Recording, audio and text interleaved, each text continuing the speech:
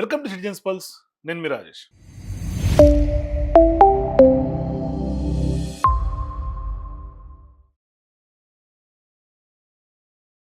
కాంగ్రెస్ పార్టీలో చాలా కొద్ది కాలంలోనే అంటే 2.5 ఏళ్ళు లోపే రేవంత్ రెడ్డి సీఎం అయిన తర్వాత ఇవాళ అక్కడ ఆయన అసలైనటువంటి నైజం బయటపడుతోందా అన్న చర్చ ఒరిజినల్ కాంగ్రెస్లో జరుగుతుంది.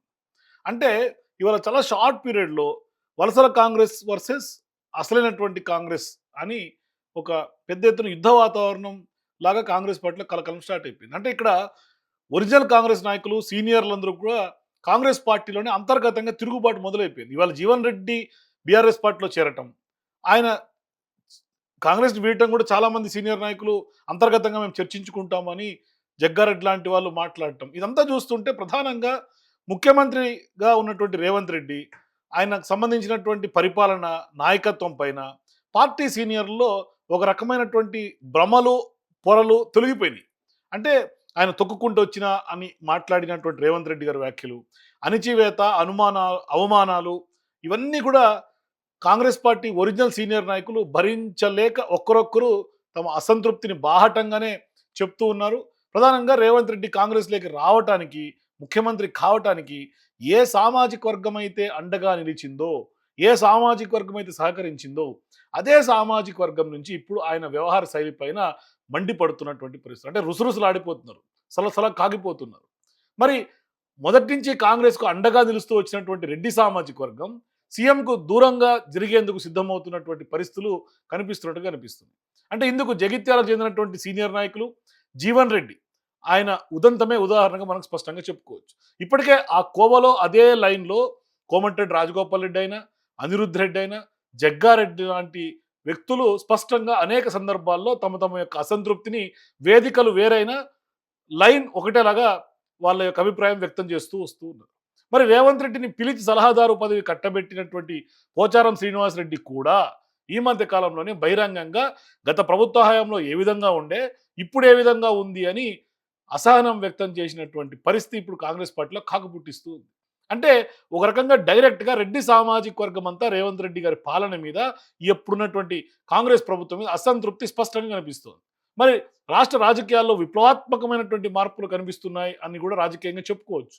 మరి దశాబ్దాలుగా కాంగ్రెస్‌ను ఏళ్ల తరబడి రేవంత్ రెడ్డిని వెన్నుదన్నుగా నిలుస్తున్నటువంటి కాంగ్రెస్‌కు అన్ని విధాలా కొంత రెడ్డి సామాజిక వర్గం ఇప్పుడు భిన్నమైనటువంటి వైఖరి, అట్లాగే భిన్నమైనటువంటి ఆలోచనలు వాళ్ళలో కనిపిస్తూ ఉన్నాయి. అంటే కాంగ్రెస్ పార్టీకి మొదటి నుంచి అండగా ఉన్నటువంటి రెడ్డి సామాజిక వర్గం రకరకాల మద్దతు పలుకుతూ వస్తున్నటువంటి విషయం మనకు తెలిసిందే. కానీ ఇవాళ కాంగ్రెస్ పార్టీలో గందరగోళమైనటువంటి పరిస్థితి ఉంది. మరి ఏ సందర్భంలో అధికారంలోకి వచ్చినా రెడ్డి సామాజిక వర్గం చెందినటువంటి నాయకులే కీలక పాత్ర పోషిస్తూ ఉంటారు కాంగ్రెస్ పార్టీలో. అంటే కాంగ్రెస్ పార్టీ అంటేనే రెడ్డి పార్టీ అని ముద్ర కూడా ఉంటుంది.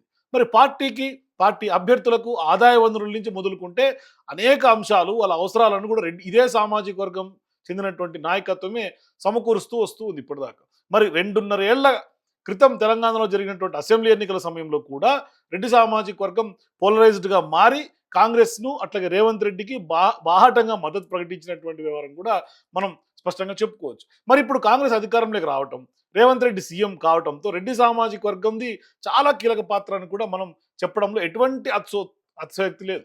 మరి ఇప్పుడు 2.5 ఏళ్ల పాలన అయిపోయింది. మరి ఆ సామాజిక వర్గం చెందినటువంటి నాయకులు సీఎం రేవంత్ రెడ్డి వైఖరి పైన, ప్రభుత్వం పైన, పార్టీ పైన ఆగ్రహంగా వాళ్ళు వెలగక్కుతున్నటువంటి పరిస్థితులు ఉన్నాయి. అంటే ఆయన సీఎం రేవంత్ రెడ్డి యొక్క వ్యవహార శైలి, మరి ఆయన పాలనా వైఫల్యం, ఇప్పుడు ప్రధానంగా తెలంగాణ ప్రజానీకం నుంచి వస్తున్నటువంటి వ్యతిరేకత, ఇవన్నీ చూసిన తర్వాత ఆ సామాజిక వర్గంలో తీవ్రమైనటువంటి నైరాశ్యం అలుముకుందన్న మాటలు స్పష్టంగా పార్టీలో వినిపిస్తూ ఉన్నాయి. అంటే దశాబ్దాలుగా కాంగ్రెస్‌కు దన్నుగా నిలుస్తున్నటువంటి ఇదే సామాజిక వర్గం నాయకులు ఇప్పుడు సీనియర్ నాయకుల పైన చిన్నచూపు చూస్తున్నట్టుగా, అవమానం గురి చేస్తున్నట్టుగా, రేవంత్ రెడ్డి వైఖరి పైన వాళ్ళు విసిగి పోయారన్నగా ప్రచారం జరుగుతుంది. ఇప్పుడు ఒకసారి అసలైనటువంటి కాంగ్రెస్ పార్టీ నాయకులు జీవన్ రెడ్డి గారు వీడుతున్నటువంటి క్రమంలో వాళ్ళు ఏమంటారో చూడండి, మీరే వినండి స్వయంగా. ఎందుకు అంటే ఏళ్ల తరబడి కాంగ్రెస్ పార్టీ అధికారంలోకి రావాలని కలలు కన్నాం. ఇప్పుడు రేవంత్ రెడ్డి గారు వచ్చిన తర్వాత కనీసం 25 ఏళ్ల పాటు మళ్ళీ కాంగ్రెస్ పార్టీ అధికారంలోకి వచ్చే పరిస్థితి లేదనే బాధ ఇవాళ ఒరిజినల్ కాంగ్రెస్ పార్టీ నాయకులు బాధపడుతున్నటువంటి పరిస్థితి. చిన్న నాయకులు, కార్యకర్తలు అందరూ ఇదే ఒపీనియన్. తొక్కుకుంటా వచ్చారంటారు రేవంత్ రెడ్డి గారు. ఎవరిని తొక్కుకుంటూ వచ్చారు? అసలైనటువంటి కాంగ్రెస్‌ని తొక్కేశారు అని ఇంకొక కార్యకర్త మాట్లాడుతున్నారు. ఒకసారి ఆ మాటలు వినండి. ఒరిజినల్ సీనియర్ లీడర్లు ఎవ్వరు కూడా ఆయన కింద డమ్మీలు అయిపోయారు. ఒరిజినల్ సీనియర్ లీడర్ తొక్కుతున్నా అని అందుకే అంటుండే ఆయన. వేరే ఏదో కేసీఆర్ను తొక్కుతున్నానో ఇంకా బీజేపీని తొక్కుతున్నా కాదు, నేను ఒరిజినల్ ఉన్న కాంగ్రెస్ కార్యకర్తలను కాంగ్రెస్ లీడర్లనే తొక్కుతున్నా అని చెప్తున్నారు. రేవంత్ రెడ్డి గారు 10 మంది ఎమ్మెల్యేలను తీసుకొని కాంగ్రెస్ పార్టీను ఎటుగా కూడా వేసి పెట్టింది. కాంగ్రెస్ పార్టీని ఒక 25 సంవత్సరాలుగా కాంగ్రెస్ పార్టీ కోలుకోదు, అదొక ప్రైవేట్ కంపెనీ చేసింది. ఇంకొక కార్యకర్త మాట్లాడతాడు, రేవంత్ రెడ్డి గారు కూడా పదవుల కోసమే కాంగ్రెస్లోకి వచ్చారు కదా, మరి మేము కాంగ్రెస్ పార్టీ కార్యకర్తలుగా అహర్నిశలు కష్టపడి జెండాలు మోసినటువంటి మేము పదవులు చిన్న చిన్న పదవులు ఆశించొద్దంటే ఎట్లా కుదురుతుంది? ఇప్పుడు జగిత్యాలను పూర్తిగా అన్యాయం చేశారు రేవంత్ రెడ్డి గారు. జగిత్యాల అంటే జీవన్ రెడ్డి, జీవన్ రెడ్డి అంటే జగిత్యాల అన్న నినాదం ఉంది కాబట్టి ఆయన అసలు పట్టించుకోలేదు జగిత్యాలను అని జీవన్ రెడ్డి అనుచరులు వాపోతున్నారు. ఒరిజినల్ కాంగ్రెస్ ఇవాళ బాధపడుతుంది, కంటతడి పెడుతున్నారు. ఒకప్పుడు 1983లో ఆయన 70 ఎకరాల పొలం, 40 మంది పాలేరులు ఉన్నటువంటి జీవన్ రెడ్డి గారి కుటుంబం ఇవాళ 4 గుంటల భూమి లేదని కార్యకర్త కన్నీళ్లు పెడుతున్నటువంటి పరిస్థితి. వాళ్ళ మాటలు కూడా వినండి. జీవన్ రెడ్డి గారు 40 సంవత్సరాల నుంచి వెళ్ళి కాంగ్రెస్ పార్టీ అంటే జీవన్ రెడ్డి అంటే కాంగ్రెస్ పార్టీ అనే ఇంత గొప్ప మనిషికే న్యాయం జరిగినప్పుడు ఇక మేము 20 సంవత్సరాల నుంచి వెళ్ళి జీవన్ రెడ్డి గారి దగ్గర ఉంటున్నాం. ఉన్న వయసు అంతా కాంగ్రెస్ పార్టీలో ఎంతో మంది కార్యకర్తలను ఎంతో మంది లీడర్లను తయారు చేసిన వ్యక్తికే ఈ రోజు న్యాయం జరగకపోతే రేపు మాలాంటి సామాన్య కార్యకర్తలకు ఏం న్యాయం జరుగుతుంది? 40 మంది పాలేరు, 60-70 ఎకరాల భూమి, మామిడి తోటలు 61 సార్ దగ్గర ఉండే. మా బాపులో 40 మంది పాలేరులు ఉన్నారు. ఇవాళ ఒక్క మనిషి లేకుండా అయిపోయాడు. ఆయన ఏం సంపాదించుకున్నాడు చెప్పారు. సో ఇట్లా కాంగ్రెస్ పార్టీకి నమ్మకంగా పనిచేస్తున్నటువంటి క్యాడర్ మాట్లాడుతున్నటువంటి పరిస్థితి. సో ఇటువంటి సందర్భాల్లో అసలైనటువంటి కాంగ్రెస్లో మరీ ముఖ్యంగా రెడ్డి సామాజిక వర్గంలో కొంత కాంగ్రెస్ పార్టీకి జీవన్ రెడ్డి గారి బాటలో చాలా మంది సీనియర్లు గుడ్ బై చెప్పే అవకాశాలు ఉన్నట్టుగా స్పష్టంగా మనకు జరుగుతుంది. అంటే జరుగుతున్నటువంటి పరిణామాలు చూస్తే అర్థమవుతుంది. ఇప్పటికే రాజగోపాల్ రెడ్డి కానీ లేదంటే కనుక అనిరుద్ధ్ రెడ్డి, జగ్గారెడ్డి లాంటి వాళ్ళు బహిరంగంగానే మాట్లాడుతున్నటువంటి నేపథ్యంలో అటువంటి వ్యక్తులే కాదు, సీఎం రేవంత్ రెడ్డి పిలిచి సలహాదారుగా కట్టుబెట్టినటువంటి పోచారం శ్రీనివాస్ రెడ్డి లాంటి వాళ్ళు కూడా తమ అసంతృప్తిని బాహటంగా వెలగక్కుతున్నటువంటి నేపథ్యంలో మరి రాష్ట్రంలో ప్రభుత్వం ఉన్నదా అంటే ఖచ్చితంగా అది పనిచేస్తున్నదా?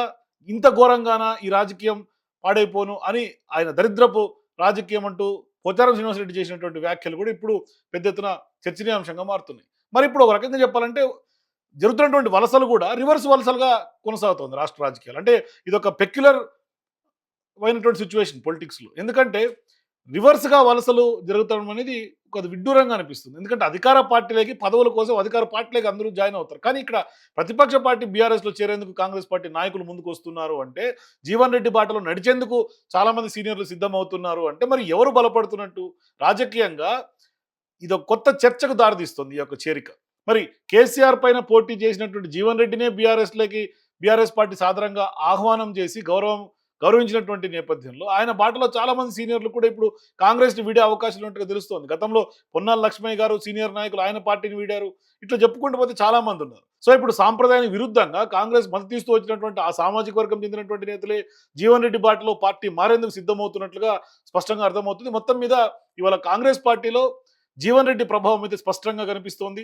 ఒరిజినల్ కాంగ్రెస్ వర్సెస్ వలసల కాంగ్రెస్గా మారుతోంది మొత్తం కాంగ్రెస్ పార్టీ రాజకీయం అంతా. కానీ అంతర్గతంగా ఒక పెద్ద కలకలం అయితే కాంగ్రెస్ పార్టీలో బయలుదేరింది, మొదలైంది.